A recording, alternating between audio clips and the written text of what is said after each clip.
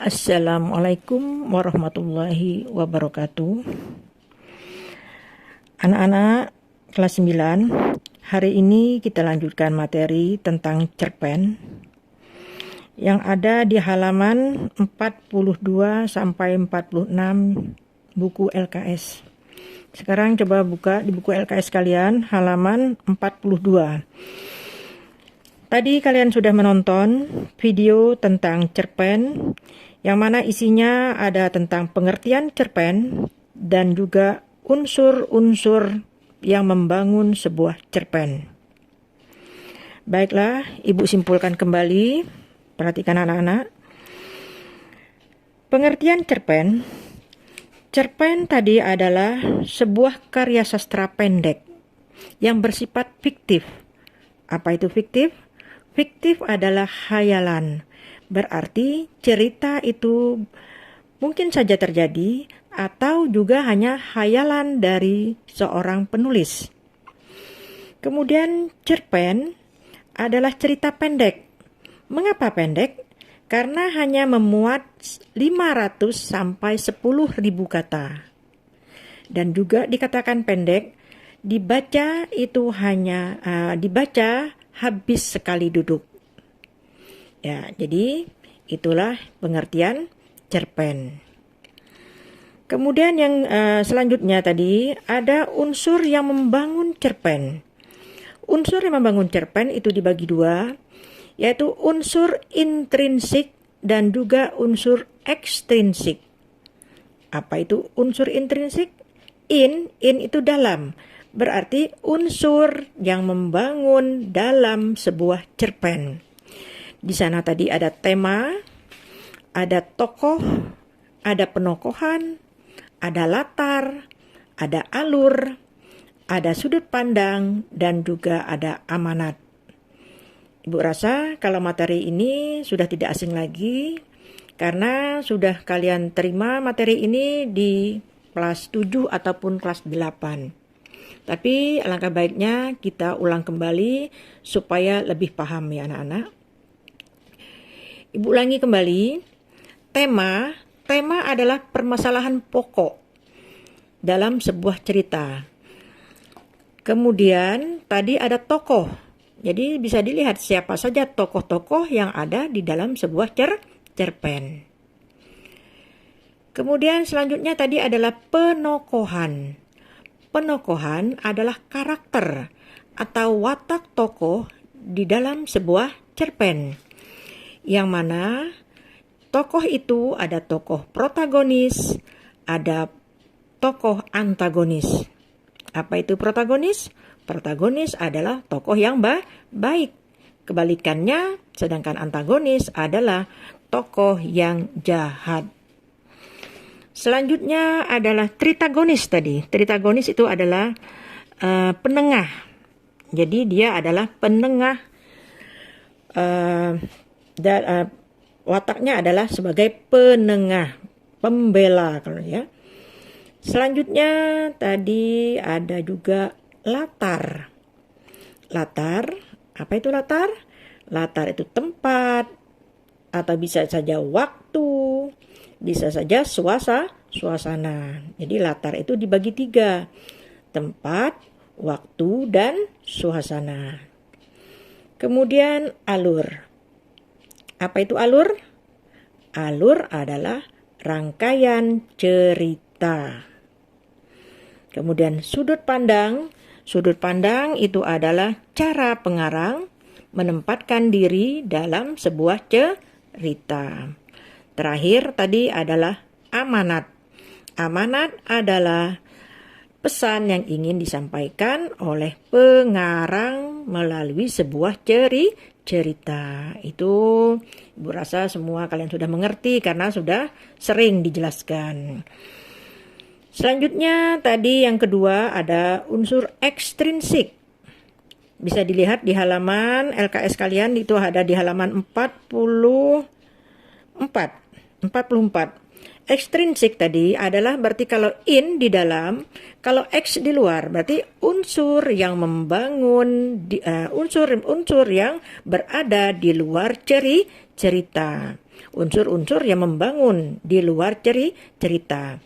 Di sana di buku kalian atau tadi di video kalian sudah melihat ada bahasa, ada latar belakang pengarang, ada nilai-nilai dalam cerpen. Untuk jelasnya bisa dibaca di halaman 46 dan 45. Ya, untuk tugas, sekarang Ibu jelaskan kembali, coba lihat di halaman 45. 45 di situ ada menentukan tema cerpen. Ada menentukan latar, ada menentukan watak, ada menentukan amanat. Coba kalian baca baik-baik di halaman 45. Ya, kalau sudah kalian baca, mana merupakan tema? Ini Ibu beri contoh, nanti Ibu beri contoh, beri soal lain. Di sini adalah temanya adalah pada kata mengadu nasib. Boleh digaris pada buku kalian. Mengadu nasib ke Jakarta. Jadi di sini tokohnya Mintu. Mintu itu ingin mengadu nasib ke Jakarta. Apa itu mengadu nasib? Mengadu nasib adalah mencari nafkah. Kemudian latar, bagian B. Setelah kalian baca, cerpen ini cukup panjang. Yang ditanya hanya latar. Latar tadi menyebutkan adalah tempat, waktu, ataupun suasana. Di sana ada Desember. Berarti waktunya ada di bulan Desember tahun 1946. Ini berarti kita baru merdeka dulu ya. Kemudian di sana tempat. Ada tempat. Ketika sebuah kabar tiba di langgar tempatku. Langgar itu apa? Langgar itu kalau dalam bahasa kita surau. Atau musola. Musola kecil atau surau kalau di bahasa sehari-hari kita ya. Kemudian ada lagi mereka tiba di Makassar. Berarti tempatnya selain di surau atau di langgar tadi ada di Makassar. Kemudian bagaimana suasananya? Kalau kita lihat 46 ini kita baru saja merdeka. Tapi kalau kalian lihat sejarah, pada waktu itu penjajah terutama Belanda belum mau meninggalkan Indonesia, masih tetap ingin menjajah, sehingga kita masih tetap ada pasukan-pasukan ataupun perang. Kemudian di sini berarti coba lihat di paragraf 2. Mereka tiba di Makassar. Suara rahing tidak pernah secemas itu. Pasukan tambahannya banyak. Susulnya gemetar. Berarti bagaimana suasananya? Suasana pada waktu itu adalah sangat mencekam. Apa itu mencekam? Mencekam itu adalah cemas ataupun ketakutan. Mengapa takut? Karena pada waktu itu ada pasukan musuh kembali datang ke Sulawesi Selatan atau tepatnya ada di Makassar. Ya, itu bagian B. Sekarang lihat bagian C. C, tentukan watak tokoh ayah. Jadi hanya yang ditanya adalah tokoh ayah. Di sana juga terdiri dari 3 paragraf. Jadi tidak usah dilihat tokoh ayah, tokoh ibu, ataupun tokoh aku. Tapi di sana lihat tokoh ayah. Bagaimana? Di sana secara jelas, di sana ada kata, bersyukurlah karena kau mempunyai ayah yang berlapang dada. Ya, ada di paragraf 3. Ayahnya seorang yang berlapang dada. Jadi walaupun anaknya salah, ayahnya itu tetap sabar. Jadi lapang dada itu adalah sabar, tidak marah, tidak ngambil hati, tidak dendam. Jadi berlapang dada.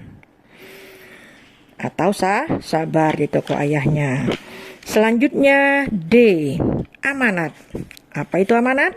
Amanat tadi pesan yang ingin disampaikan pengarang kepada pembaca. Setelah kalian baca lagi ya. Bagaimana tokohnya? Di sana dia sedang naik sebuah bus, tiba-tiba temannya sudah membayar, mentraktir busnya. Jadi bagaimana tokoh aku? Tokoh aku itu adalah seorang yang dermawan. Jadi itu adalah wataknya. Bagaimana amanatnya? Jadi kita harus saling tolong menolong, harus bersifat dermawan. Kemudian juga tersenyum. Di situ tersenyum. Karena aku memang tersenyum, berarti di sini ada kata di sana memang aku tidak jelek mungkin. Ya, berarti dia juga ramah. Jadi wajahnya tidak cemberut, dia selalu menebar senyum. Berarti amanatnya adalah kita harus selalu ramah kepada orang lain. Dan tadi juga kita harus menolong teman yang susah ataupun harus dermawan. Ya, demikianlah cara menganalisis tadi. Jawabannya cerpen itu tadi berdasarkan unsur intrinsiknya. Sekarang untuk tugas kalian, coba lihat di halaman 46, yaitu cerpen kutipan 1. Ibu harap setelah kalian baca, di sana ada terdiri dari 4 paragraf, mulai dari meski uang dalam amplop, sampai setelah selesai, sampai di pundaknya telah selesai, telah lepas. Setelah kalian baca, kalian tentukan unsur intrinsiknya saja.